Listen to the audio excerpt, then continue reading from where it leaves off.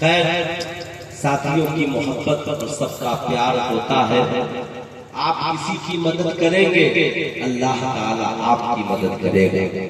مجھے یاد ہے ایک بار میں نے حضور غازی ملت سے کہا کہ بابو اس میدان میں بڑی جوخم ہے، بڑی محنت کی ضرورت ہے، لیکن آج جب ہم لوگوں کی ملاقات ہوتی ہے تو الحمدللہ لوگ تعجب کرتے ہیں کہ کیا واقعی میں آپ مدارس شریعہ سے پڑھے ہیں. تو یہ باتیں یہ نہیں، محنت. میں آپ کو ایک بات بتانا چاہوں گا.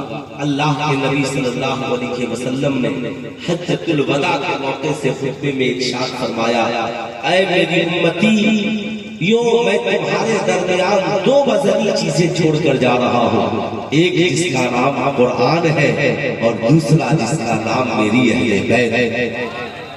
دونوں کو مضبوطی سے تھامے رہنا، ان کے دامن کو نہ چھوڑنا، کبھی گمراہ نہیں ہوں گے. یہ دونوں ایک دوسرے کے ساتھی ہیں، دونوں ایک ساتھ رہیں گے، ان میں کبھی جدائی نہیں ہوگی. یہاں تک کہ دونوں ایک ساتھ میدان محشر سے اٹھیں گے اور حوض کوثر سے مجھ سے ملاقات کریں گے. آپ سے میں پوچھنا چاہتا ہوں، نبی کا گھر ہے، نبی کا گھرانہ ہے، نبی کا گھرانہ کیا کہنا. اعلیٰ حضرت فرماتے ہیں کیا بات رضا اس چمنستان کرم کی، زہرا ہے کلی جس میں ہے حسین و حسن پھول. ہے نا عذاب. اللہ اللہ نبی کا گھرانہ، یہ گھرانہ وراء الورا ہے. اللہ اللہ نبی کا گھرانہ، یہ گھرانہ وراء الورا ہے. جس میں حسنین اور فاطمہ ہے، جس میں حسنین اور فاطمہ ہے، جن کا بابا تو مشکل کشا ہے. جن میں حسنین اور فاطمہ ہے، جن کا بابا تو مشکل کشا ہے. اللہ اللہ نبی کا گھرانہ، یہ گھرانہ وراء الورا ہے. جس میں حسنین اور فاطمہ ہے، جس میں حسنین اور فاطمہ ہے، جن کا بابا تو مشکل کشا ہے. یہ نبی کا گھر اور گھرانہ ہے. آپ کے پاس بھی ایک گھر ہے، آپ کا بھی ایک گھرانہ ہے. آپ کے بھی گھرانے میں اولادیں ہیں، آپ کے پاس بھی بیوی اور بچے ہیں. مگر آؤ ذرا نبی نے اپنے گھر والوں کو کیا دیا. اللہ کے نبی فرماتے ہیں، اے میرے گھر والوں، میں نے تجھے قرآن کو ساتھی بنا دیا ہے. یاد رکھنا تمہارے ساتھی کا نام قرآن ہے. آپ سے میں پوچھنا چاہتا ہوں، دنیا میں اللہ کے نبی نے اپنے گھر والوں کا ساتھی قرآن کو بنایا ہے. آپ ذرا سینے پہ ہاتھ رکھ کر سوچیں کہ نبی نے اپنے گھر والوں کا ساتھی، حسن تیرا ساتھی قرآن ہے، حسین تیرا ساتھی قرآن ہے، فاطمہ تیرا ساتھی قرآن ہے، علی تیرا ساتھی قرآن ہے. میں پوچھنا چاہتا ہوں آپ سے، نبی نے اپنے گھر والوں کا ساتھی قرآن کو بنایا.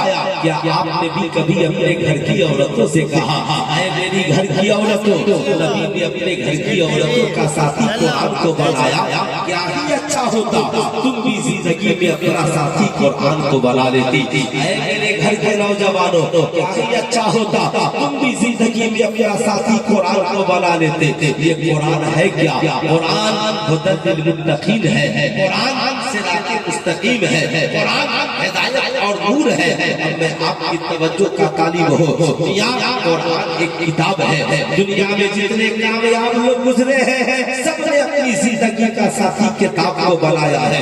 क्यों बनाया? इसलिए कि नबी ने अपने घर वालों का साथी किताब को बनाया है, नबी ने सहाबा का साथी किताब को बनाया है। आप तारीख उठा कर देखें, मुफस्सिरीन का साथी किताब है, आप मुफक्किरीन का साथी किताब है, अइम्मा मुज्तहिदीन का साथी किताब है।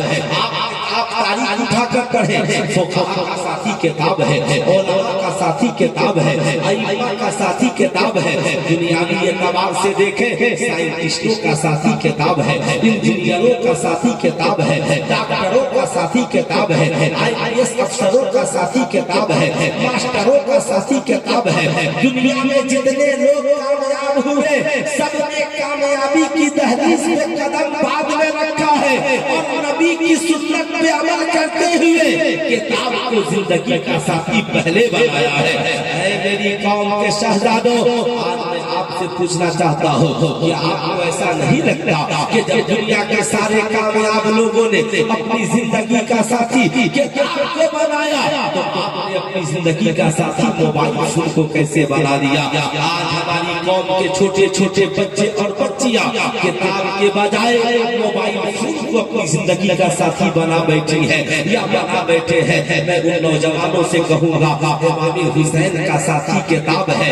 आज जलसे में वादा करो, हुसैन ने कुरान को ऐसा साथी बनाया कि सर तन से लगा रहा तो भी कुरान हुसैन के साथ था, और सर तन से करबला में जुदा हो गया तो नेज़े पे चढ़कर भी कुरान हुसैन के साथ था।